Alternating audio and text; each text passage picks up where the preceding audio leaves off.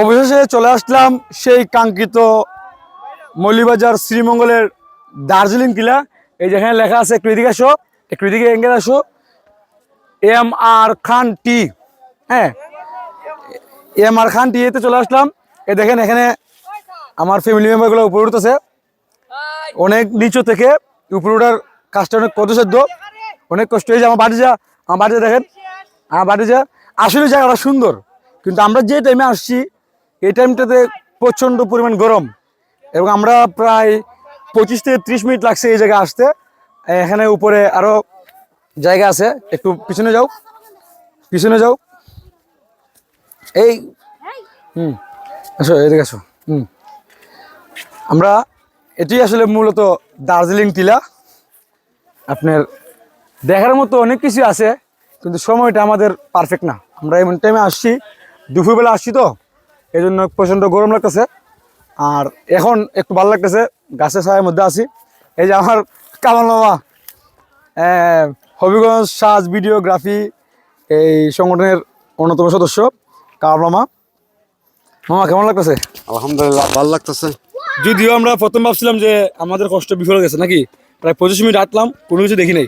এখন মোটামুটি একটু মানে দার্জিলিং টিলা যে মানে বোঝা যায় নাকি, দা বোঝা যায় এখন মোটামুটি ভালো লাগতেছে। প্রথম মামা আপনারা যে বলছিলেন, আমি তো ভাবছিলাম যে মেঘালয় দার্জিলিং নিয়ে যাবেন নাকি, এখন তো নিয়ে আসছেন মৌলিবাজার দার্জিলিং, বুঝছেন? পুরাই মনে করেন একটা মানে বুকা বনে গেলাম, একটা মজা করলাম আর কি।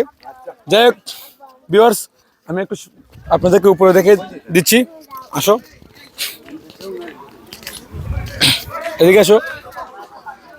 এখানে আসলে আমাদের সবাই আসছে, দেখেন এই জায়গাটাতে এত একটা বাতাস লাগতেছে, ভালো লাগতেছে বলার মতো না। ঠিক আছে, আমার ক্যামেরাম্যান আছে, আমি একটু দেখাই দিই ক্যামেরাম্যানকে।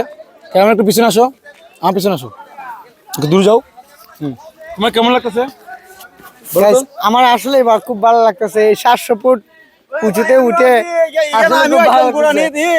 অনেক বড় ব্লগ হইব আজকে, কতকাম বড় ভাই ব্লগ, অনেক বড় ব্লগ হইব আজকে। ফাতের উঠাটা এই মোড়া এই বড় ব্লগ অবস্থা খারাপ, যায় অবস্থা, মাথা ঘুরে যাইগি যাই গিয়ে আবার দাম নাই। এখন ক্যামেরাম্যানের কাছে আবার মোবাইলটা দিয়ে দিলাম।